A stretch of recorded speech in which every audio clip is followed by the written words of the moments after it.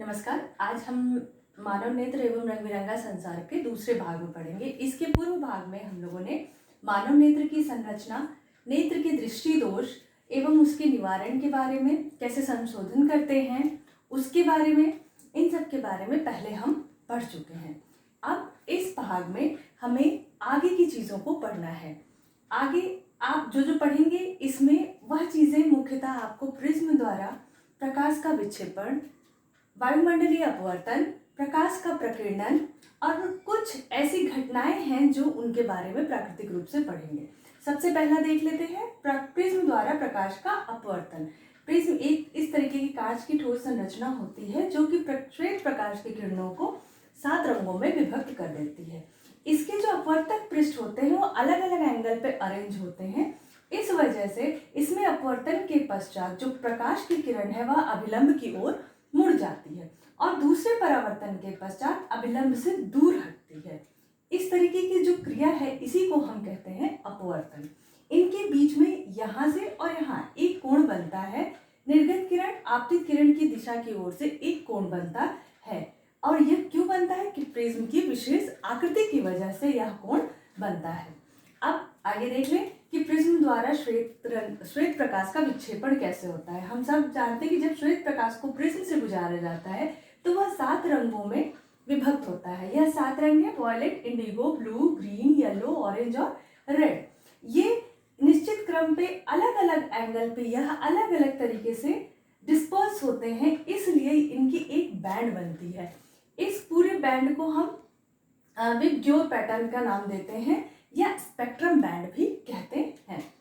अब इसको जब हम श्वेत प्रकाश को यहाँ से गुजारते हैं प्रिज्म से, तो देखिए अलग अलग एंगल पर लाल रंग का अलग एंगल है और बैगनी रंग का अलग एंगल है। बाकी रंग इन्हीं के बीच में, before violet and last R आता है रेड, इन्हीं के बीच में अलग अलग एंगल से आपतित किरण अलग अलग कोणों पर मुड़ते हैं, इसलिए इनका एक पूरा अलग अलग हमें दिखते हैं कि ये यहाँ पे है, ये रंग यहाँ है। हम इजिली इसको डिफ्रेंशिएट कर पाते हैं।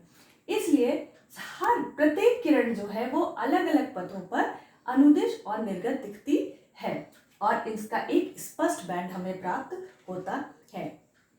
इसके बारे में सबसे पहले 17वीं सेंचुरी में आइजैक न्यूटन ने बताया था और उन्होंने ही सबसे पहले सनलाइट यानी सूर्य की रोशनी से स्पेक्ट्रम को प्राप्त किया था। प्रिज्म का उपयोग किया उन्होंने। उनके दिमाग में एक चीज ये थी कि श्वेत रंग जो है, श्वेत रंग का प्रकाश ऐसा तो नहीं है कि प्रिज्म की वजह से ऐसा हो गया, या प्रिज्म में ऐसी कोई टेक्निक थी जिसने सफेद रंग को 7 रंग में बदल दिया। तो उनके दिमाग में एक चीज आई, तो उन्होंने सेम जैसे 2 प्रिज्म लिए, एक को इस तरीके रखा और एक को उलट को इन्वर्ट करके रखा, जिसमें से जब प्रकाश की किरणें गुजरी तो वह अपने उस पैटर्न, जैसा मैंने पहले आपको बताया, 7 रंगों के पैटर्न में विभक्त हुआ। पुनः वह उस प्रिज्म पे प्रवेश किया और जब यह बाहर निकला तो यह श्वेत रंग से निकला। इस तरीके से हम कह सकते हैं कि सूर्य का प्रकाश 4 वर्णों से मिलकर बना है। अब प्रकृति में एक होने वाली घटना है इंद्रधनुष का बनना। इंद्रधनुष कैसे बनता है? देखिए, इसमें सारी जो बारिश की बूंदें हैं वह प्रिज्म की भांति कार्य करती हैं। इसमें पहले आपतित प्रकाश जो होता है वह अपवर्तित होता है, फिर विक्षेपित होकर आंतरिक परिवर्तन के पश्चात पुनः अपवर्तित होकर इन 7 रंगों में विभक्त हो जाता है और हमें रेनबो या इंद्रधनुष प्राप्त होता है।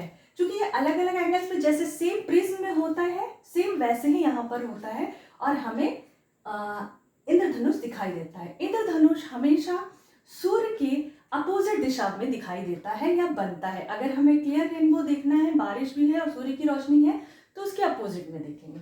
अब कुछ एक चीजें हैं, जैसे आप इस चित्र में देख रहे हैं कि यहाँ से वायुयान उड़ रहा है, लेकिन यहाँ पर एक कोई स्थिर चीज है, वो हमें स्थिर नहीं, चलते हुए प्रतीत होती है। तो यह ऐसा होता है कि गर्म वायु जो है वह अपने स्रोत के निकट सारी चीजों में एक डिसबैलेंस, एक डिस्टर्बेंस क्रिएट करती है, जिस वजह से यहाँ पर जो प्रकाश का जो माध्यम, जो कण है, वो जो रेज हैं वो विचलित होती हैं अलग अलग कोणों पर। इस वजह से जो चीज़ उसके पीछे या पास होती है हमें दिखती है वह साफ नहीं दिखती है। गर्म वायु से जब भी हम देखते हैं तो उस वस्तु की जो स्थिति होती है वो आभासी स्थिति परिवर्तित होती हुई दिखती है। लगता है वो मूवमेंट कर रहा है, या अभी यहाँ था या वो अभी वहाँ था। वो जस्ट इसीलिए होता है क्योंकि गर्म हवा ठंडी हवा की अपेक्षा यहाँ के माध्यम के कणों को में विक्षेपित करती है। अब एक और जो चीज़ होती है हमारे आसपास वह है तारों का टिमटिमाना। हम सब ने रात को तारे देखे होंगे, वह तारे जो हैं टिमटिमाते हैं। तो यह क्यों होता है? यह भी आपका वही अब प्रकाश के अपवर्तन के कारण ही होता है। हम जानते हैं अर्थ की चारों तरफ एटमॉस्फेयर बना हुआ है और तारों से रोशनी जो आती है वो विभिन्न लेयर से होते हुए आती है। विभिन्न लेयर में अलग अलग साइज के पार्टिकल्स होते हैं जो अलग अलग एंगल्स पे आपको प्रकाश की किरण को चेंज करते रहते हैं स्थिति उसकी। और चूंकि तारे बहुत दूर हैं इसलिए उनकी जो रोशनी आने वाली है वो कभी आती है और कभी नहीं आती, क्योंकि जो प्रकाश की किरणें हैं वह परिवर्तित होते रहती हैं और उनका समय क्या होता है, झिलमिलाता हुआ हमें दिखता है। एक बार आती है फिर दूसरी बार आती है, जस्ट बिकॉज इसी एटमॉस्फेरिक जो हमारा यहाँ पे जो कण है वायु के, उनके अपवर्तन के कारण। यही इसीलिए कभी कोई तारा हमें धुंधला और कभी चमकीला दिखाई देता है। एक और प्रकृति में होने वाली चीज है, घटना है अग्रिम सूर्योदय और विलंब सूर्यास्त। हम सब जानते हैं कि हमें सूर्योदय लगभग 2 मिनट पहले दिखता है और सूर्यास्त 2 मिनट बाद। इसका रीजन देखिए, ये पृथ्वी है, पृथ्वी एक क्षितिज की रेखा है। इसमें भी वही वायुमंडलीय की परतें जो हैं वह बहुत इंपॉर्टेंट रोल प्ले करती हैं। इसमें जो वास्तविक स्थिति होती है जब वहाँ से किरणें गुजरती हैं इन वायुमंडलीय परतों से होने के बाद वह अपवर्तित हो जाती हैं और हमारी जो नज़र जब हम यहाँ पे हैं तो वह हमें आभासी स्थिति एक देती हैं। सेम यही चीज़ हमारे साथ सूर्यास्त के समय भी होता है और इसी चीज़ के कारण भी हमें जो सूर्य की जो चक्रिका पट्टी है वो अभी चपटी दिखती है, उसका भी कारण यही है। तो अब आप जान सकते हैं कि हमें सूर्योदय और सूर्यास्त 2 मिनट पूर्व सूर्योदय और 2 मिनट बाद सूर्यास्त क्यों दिखता है। अब एक और चीज़ है स्कैटरिंग ऑफ लाइट या प्रकाश का प्रकीर्णन। इसको समझने के लिए हमें टिंडल प्रभाव अपने क्लास 9th में भी पढ़ा है।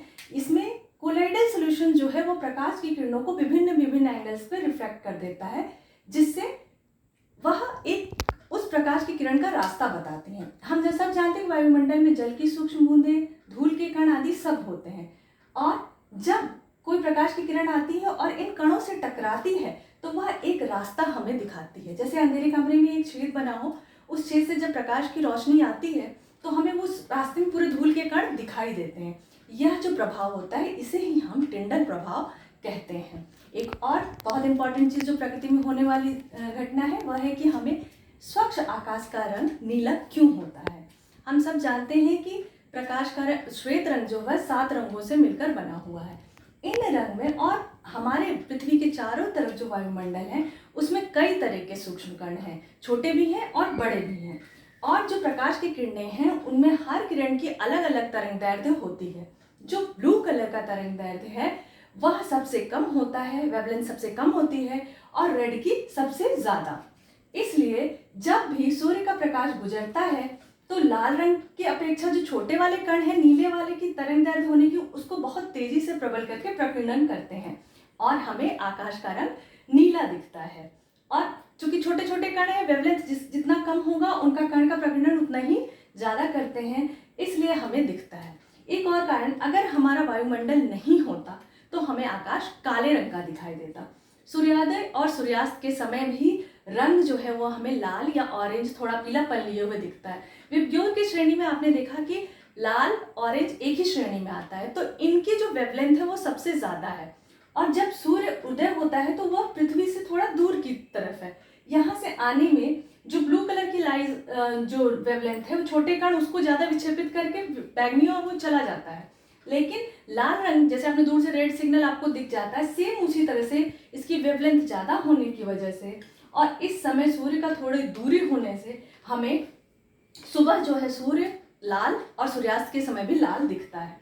और जब दोपहर का समय होता है तो ये दूरी थोड़ी कम हो जाती है। इस समय क्या होता है कि सूर्य ठीक सर के ऊपर होता है और ब्लू रंग और बैगनी रंग का प्रकीर्णन ज़्यादा नहीं हो पाता, इसलिए दोपहर के समय आकाश हमें सफ़ेद रंग का दिखाई देता है।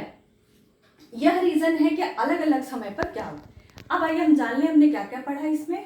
इस पाठ में हमने प्रिज्म द्वारा श्वेत प्रकाश का विक्षेपण पढ़ा, इंद्रधनुष की रचना पढ़ी और विभिन्न वायुमंडलीय अपवर्तन और प्रकाश का प्रकीर्णन और विभिन्न होने वाली कुछ प्राकृतिक घटनाओं के बारे में पढ़ा।